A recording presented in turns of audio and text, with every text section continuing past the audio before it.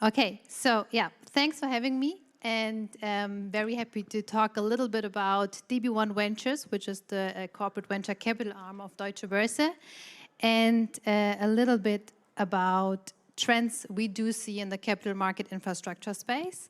So before we dig into what corporate venture capital is and what we are doing as DB1 Ventures, happy to tell you a little bit about myself. So I'm with Deutsche Börse now for around 7 years. I spent most of the time on the business side, building up our secured lending and repo markets. Afterwards, I spent some time working on DLT and blockchain initiatives and really trying to build up new products for our clients based on the new technology.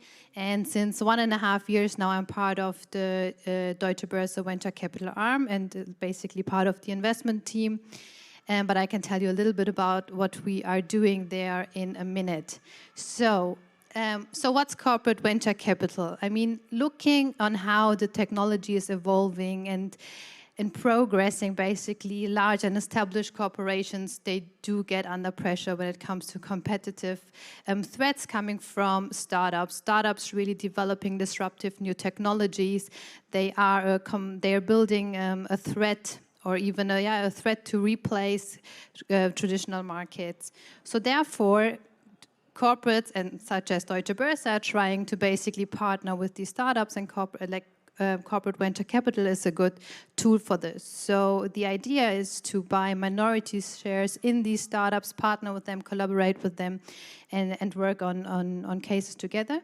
However, Germany still lags behind a little bit when you compare it to the other countries. So in the past, looking at 2018 to 2020, basically Germany only had made 5% of the deals which are being done in this space. However, during the last years, it's evolving. Looking at the DAX 30 companies, or most of the DAX companies do have an innovative startup arm now. They do have incubators or even a dedicated corporate venture capital unit. So you can see, looking at this chart, you can see that the corporate, the CVC volumes, I mean, of course, the VC volumes as well, they increased significantly during the last decade. So on the CVC side, we do see an increase from 7% to 13% from 2010 to 2021. So basically, it's a win-win situation. I mean, for the startups, the corporate brings them market access. They bring them collaboration potential for product, technology, distribution, and of course, they bring brand and reputation. And for a corporation, the startups brings agility, creativity, access to innovation, access to new technologies. So it basically suits both sides very well.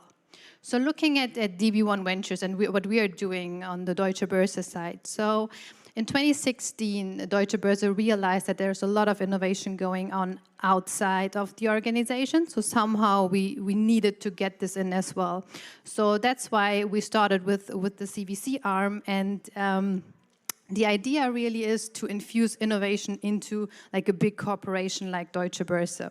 So therefore, we're doing long-term minority investment in growth stage companies globally. So the idea is to invest along our Deutsche Börse value chain from pre-trading, trading, and post-trading, however, as well in adjacent spaces. But looking at our value chain now, you can see the pre-trading space here, we do see a lot of potential on the data side. We are invested, for example, in Clarity AI, which you can see here, which is a provider of ESG data analytics, or Trifactor, who's providing data wrangling solution. So that's a big topic for us on the pre-trading side. On the trading side, we do see different angles. We just invested, and we had the press release yesterday in WeMatch, which is a trading platform, an electronic trading platform, trying to bring the OTC markets, which there still is with people are trading using chat, telephone, or emails. They're trying to digitize this market and bring it onto an electronic trading platform. And on the other side, we do see a trend for new asset classes as well. So next to bond bonds and equities, which are the traditional traded assets, we do see a need to get on the one hand, like assets like loans, get them tradable, make them fungible, and on the other side, using like new technologies such as tokenization, try to get like non-fungible assets such as real estate, precious metals, commodities, trying to get them fungible and tradable. And here, I mean, one other example is 360X, for example, which is an NFT trading platform. So looking at the post-trading space, that's basically the space where we do see the most potential for efficiency, and where solutions like DLT and cloud are improving this the most. I mean, one example just to make it more visible is looking at HQLAX. That's like today, if banks are trading and they have to exchange securities, you really have to move securities physically from one custodian to the other. But using DLT, now you do not have to move the securities physically anymore. You can just move the token. Like you can move the key, but you can keep the securities where they are, which really significantly increases the efficiency here. So our like sweet spot really is Series A and beyond. When we're investing, we like to have a share in the company of like 10 to 20% and do an investment of 5 to 20 million. So today we're invested in, so we made like 14 total investments, 2 we already exited and 1 we restructured. And what we can see, I mean, we do want to invest globally, and that's what we're doing, but still most of our investments are being done in the UK and the US. And surprisingly, as we are a German investor, but none of our investments are in any German company, which on the one hand shows that as a German investor, you need to have network and like international network and international relationships. But on the other hand, it somehow indicates that the German fintech space is still it's evolving a bit slower in comparison to the other countries. I mean, what could be the reasons? I think one of the reasons is the regulatory space. I mean, for example, if you want to get a banking license here, it takes a lot of time. You need to get the approval from BaFin. So it's a very time-consuming, resource-consuming process. And I think next to that, looking at the consumer behavior, people here still prefer to pay cash, for example, and are a bit hesitant to use new services. However, during the COVID-19 pandemic, we saw a shift here. So people, because they want to avoid physical contact, like contactless payments, contactless new services are getting more and more interesting. So we do see a high increase here. And next to this, we could see a high increase in the usage of trading apps, be it in traditional assets like equities or in cryptos. So we do see that these like app-based, millennial-friendly, zero to low cost apps are getting more and more popular, and there is like enthusiasm from a new generation of traders. So they really bring down the barriers of entering this market. So and we do see investors aging below 35 more and more entering the market. So here we are sure there will be a growth going further as well, and like the brokerage accounts, the volumes for these platforms, and especially the VC funding will increase in this space. So I already touched some of the trends we see as I was talking about our portfolio companies and the fintechs we do see in Germany. Nevertheless, let's have a quick look on 5 of the trends we do see and which we think will be important during the next years as well.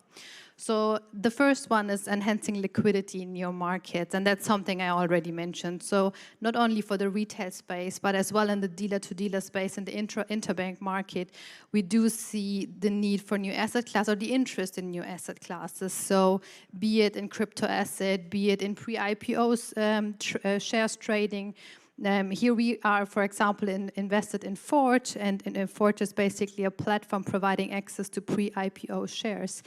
And they just announced their ambition for a SPAC, and they are now valued at 2 billion. So there is a lot of demand for these kind of new assets. However, next to it, real estate, commodities. So there is a lot going on in this market, and we are trying to see how we can help here. Then the second trend is pretty similar to the first one, but only here we're talking about the retail investors. So we do believe that there will be a growing importance of this new client group. I mean, even though we are a B2B service provider, infrastructure provider, we do see that the need for us really to look into retail solutions will grow in the future as this client group is getting more and more important. Then talking about here improving analytic capabilities around ESG. I think ESG since a few years now is getting more and more important as well. So it's a big topic now. Looking at 2020, the investments really driven by ESG sentiment grow significantly, and here it will be. We are expecting it to grow even more, and as regulation is kicking in and forcing corporates and banks really to have ESG targets, it will get more complex. So we will need digital solutions here. We will need data-led fintech solutions here in order to really provide the investors, be it retail or institutional, the possibility to make confident and transparent investment decisions.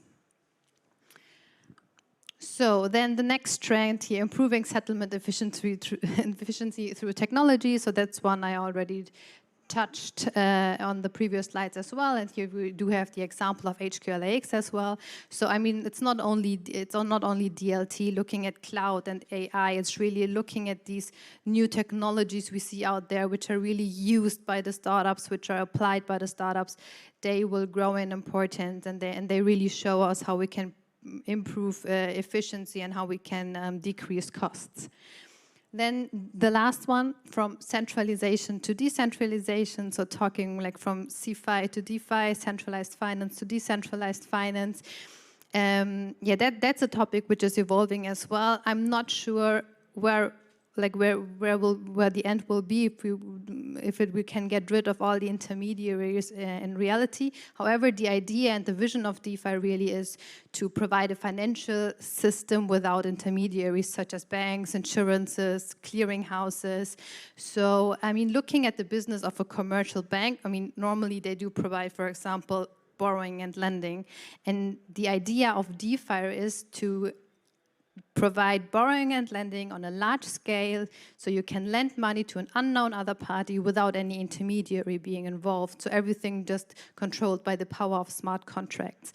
So that's like a completely new idea of a financial system, which still needs time because it's not providing the security, the scale, and the ease of use of traditional markets. However, I mean, let's see where it will evolve. On our side, let's see if a trusted third party, if a golden source of truth will still be needed in the future. Yeah, and I think that's it so far.